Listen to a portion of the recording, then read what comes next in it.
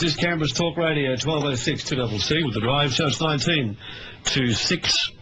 The Prime Minister having a bad day today, a bad week probably, and it's not over yet. There are many people and groups not happy with what he did in the budget or what he didn't do. The independently owned retailers, they're outraged at the PM and his Treasurer, promoting price gouging, pretty much, and they're not looking after the independent grocery people. Apparently this doesn't get it. That's the opinion of Scott Driscoll, Executive Director of the QRTSA, the Retailers Association. And he's on the line. Good afternoon, Scott. Good afternoon. We've talked before, and you've done a fair bit of lobbying before. Clearly it didn't get anywhere into the PM's ear or his Treasurer before budget time. Look, I think they're hearing things, they're just not acting.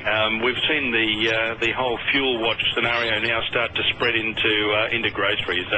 This is a government of voyeurs, unfortunately. At the moment, they want to sit back and watch the prices rise. And in the case of the grocery website that they're proposing to spend $13 million of working Australians' money to create, it's going to be what happened a month ago down at Coles and Woolworths. Now, it's just pretty much the same thing. It's affecting the same people, the petrol and the grocery prices generally, and you've got the Coles Woolworths situation running both a big majority of grocery and petrol. Well, that's what I was going to say. Let's be honest about this. They're the same people, aren't they? Yeah. So is that the problem for the government? I think it's or is it easier to deal with the same people on two different products? Look, none of this is easy, but some of it's pretty much a no-brainer, and part of that is you've got to get away from this idea of symbolism and tokenism that this government seems to be obsessed with at the moment. Let's throw some money at this, make it sound all fluffy, and people will think it goes away. It won't. You know, we're seeing some situations in the government where it comes to groceries or petrol. Let's go and look to Uncle Sam and let some retailers in from overseas. That'll fix it. Well, it won't. It'll push prices up even further. Is that going to happen, by the way? Well, they're talking about it as though it is.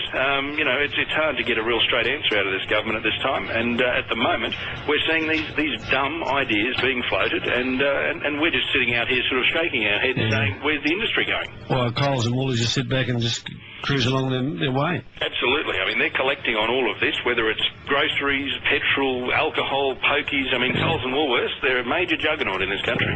Too big? Too big for the government to slap around? Well, too big for the good of consumers. That? Too big for the good of consumers. You know, and where you've got an 80% grocery concentration in Australia in Coles and Woolworths, that's the highest in the entire Western world. And we've got the highest food inflation in the Western world to show for it. Now, the competition is the issue, isn't it, in reality? And I noticed in the UK there are 3 or 4 major retailers, and there are new sets of guidelines that they can't open within a certain distance, and all the stores open of a certain size can't be reopened. Is there anything in what the government plans or suggests it's going to do in that area to try and slow down the march of the two biggies? No, that's what we've been saying here, though, too. We are saying that where you've got a market domination already with Coles or Woolworths, don't let them open another one a kilometre down the road.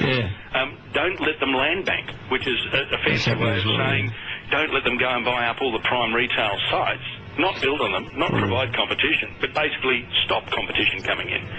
It's all about consumers. They're the big losers in this, and the government seems to be complicit with what Coles and Woolworths are doing. I mean, you have to look at the Treasurer's own electorate website, and he's been doing this for years. He's had his head in the sand on this for a long time, but now he's Treasurer. He's not just the member for Lily, he's the Treasurer of Australia, and he's been promoting the Coles-Woolworths duopoly on his own website in all the various suburbs of his electorate for years. Now, it's time we look at this from a national good perspective and be fair dinkum and say independent retailers hold the competition advantage here. Let's recognise it. So is he completely ignoring and therefore letting down that group you represent? Oh, absolutely. I mean, what we're seeing here, it's not a small group either, I've got to say. We've got many thousands of independent retailers across this country who tonight are looking and saying, well, what is going on? Who's looking out for the good of the local family-owned business that actually can provide direct pricing competition? And I think the big thing that this government seems to swallow is that Coles and Woolworths are the only one that can provide good prices. That's absolute garbage. The larger independents, the super IGAs, the big food works, they're directly comparable on price, but they're also family-owned, they're local community participants. So you didn't suggest, I don't think that Treasurer's looking very comfortable in the job, and that might suggest that I think he's incompetent, but we'll leave that one to one side. You're suggesting that maybe he knows exactly what he's doing and where his bread is buttered. and he's in the pocket of the big companies, those two big companies you mentioned. Look, he's begging that question. What his true motives are, or whether it's incompetence, whether it's complicit, I don't know, but it begs a lot of questions at the moment, and they're not being answered. All right, good to talk to you, Scott. Thanks for your time. No problem. Scott Driscoll from the Retailers Association. And if that, see, these are the things that happen, and we don't watch it. They just fall over, all of a sudden there aren't any of the independents, or very few of them.